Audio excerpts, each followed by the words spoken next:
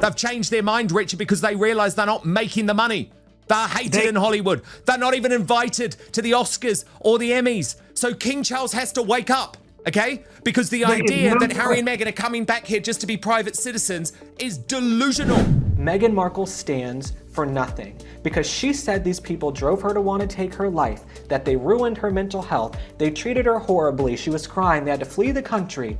Clearly, everything was fine because now you're running back the second you need a little bit of dough, and PhD, Papa has dough. So they're going back to King Charles. 6 years.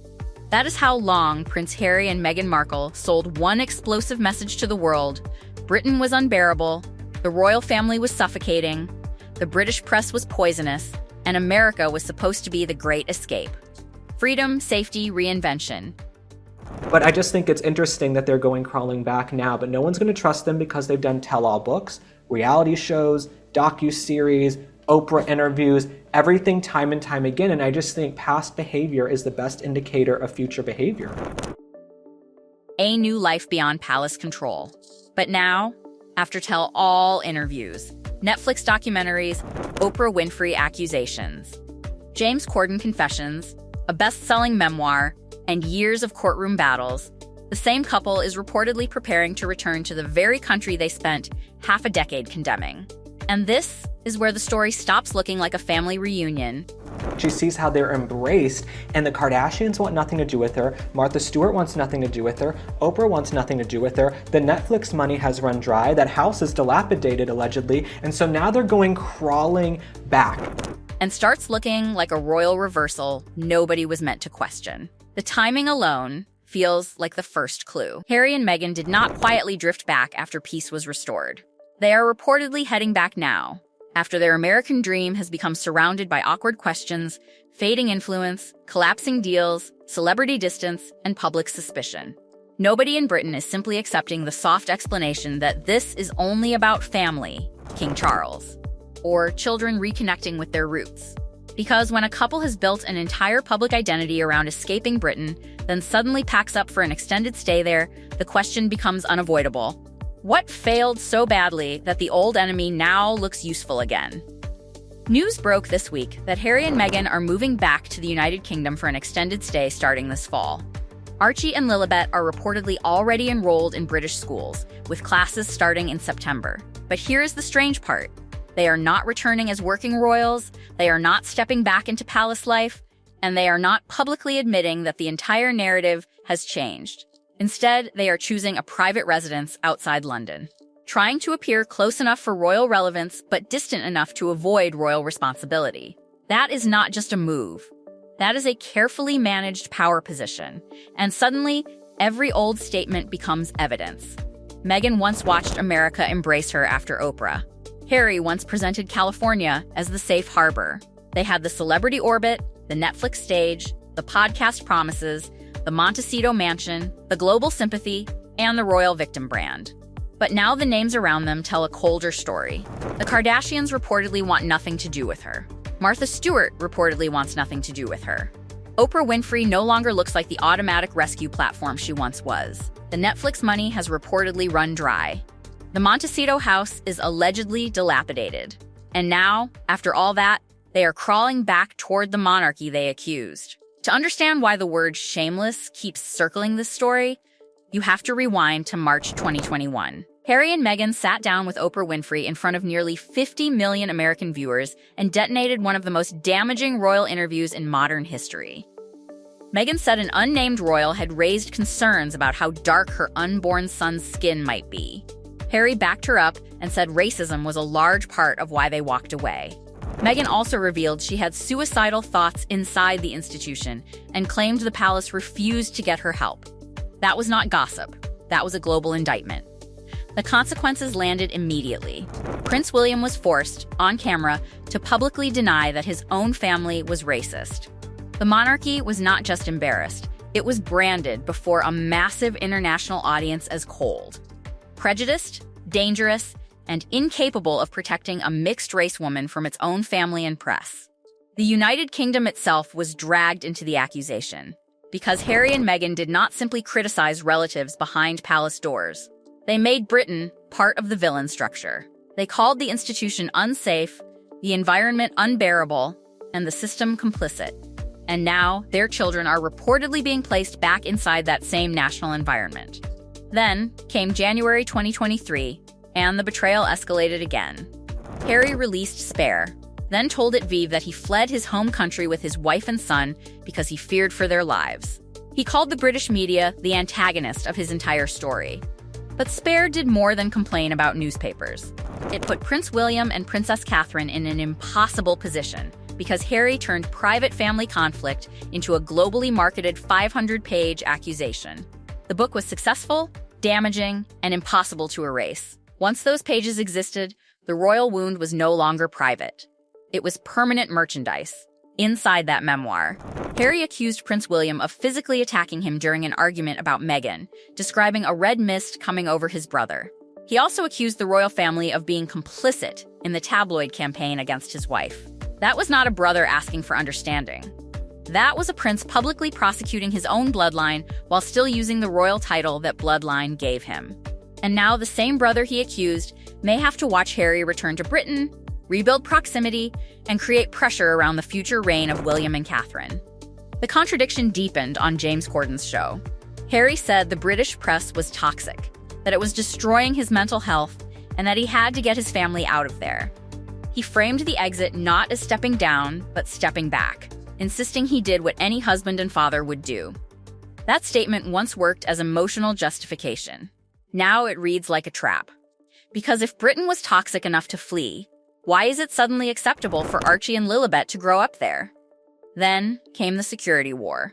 Harry took the British government to court, arguing his family was not safe in the UK without full taxpayer-funded protection. He told the High Court the UK was his home and his children deserved to feel safe on British soil. He lost in 2024. He lost the appeal in May 2025. 3 judges ruled against him. So line it up. Oprah, Spare, James Corden, the courts. Racism drove them out, the press was toxic, Britain was unsafe, protection was essential. And now, without apology or explanation, they are coming back. What changed? Britain, the royals, or Harry and Meghan's options?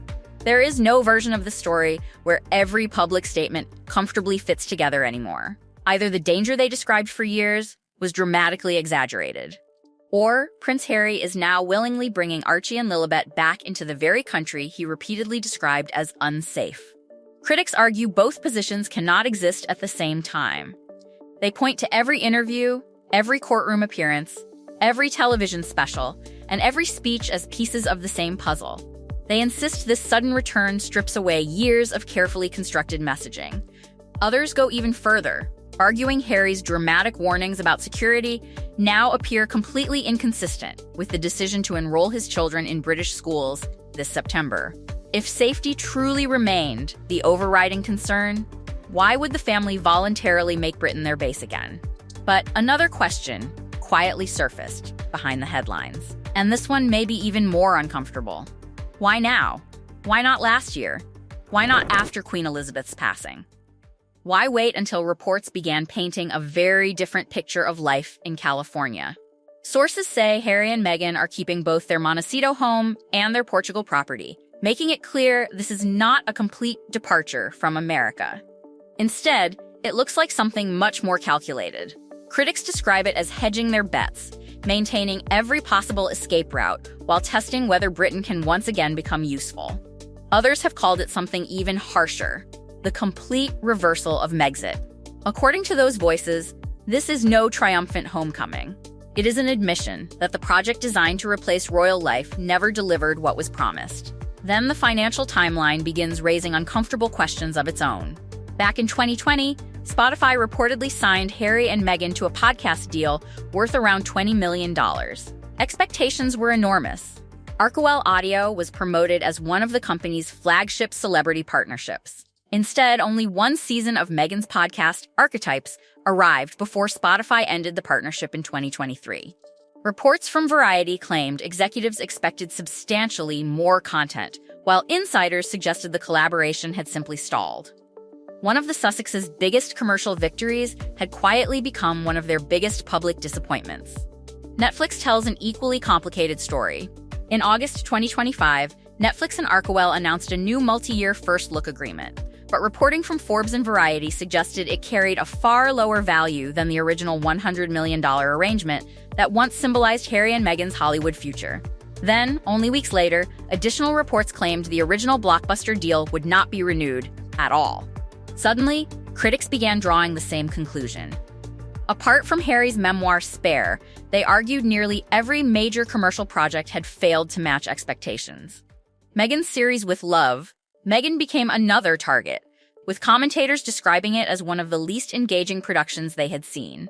Whether fair or not, the perception was beginning to outweigh the marketing. Then another problem reportedly emerged. Meghan's lifestyle brand, As Ever, launched in 2025 with wine, jam, and flower sprinkles, promising a polished California lifestyle empire. Instead, controversy appeared almost immediately. Customers reportedly complained about candles arriving without wicks. Reviewers criticized the fruit spreads as watery and underwhelming. A website glitch allegedly revealed unusually large unsold inventory figures. By mid-2026, reports from the United Kingdom were circulating claims of a $7 million shortfall and warning the brand could face collapse before the end of the year. Some insiders even alleged Meghan had quietly reduced her own promotional efforts. Whether every report proves accurate or not, the public narrative had undeniably shifted from unstoppable success to mounting commercial pressure. When every development is placed beside the next, critics believe a completely different picture begins to emerge. The American reinvention unveiled in 2020 no longer appears as secure as it once did. Returning to Britain under the language of family, King Charles's health and private reconciliation also returns Harry and Meghan to the royal spotlight that first created their worldwide fame. Yet one enormous question still hangs over everything. Nobody knows what their future security arrangements will actually look like once they arrive. The Home Office continues its long-standing policy of refusing to comment on individual protection matters. But after years of legal battles, expensive court defeats, and repeated arguments over taxpayer-funded security, few expect that dispute to remain buried for long. The moment Harry and Meghan are back on British soil, many believe the next royal confrontation may begin immediately. And if that happens, this reported return will not mark the end of the story at all. It may simply be the opening move in an even bigger battle that has been quietly waiting to begin.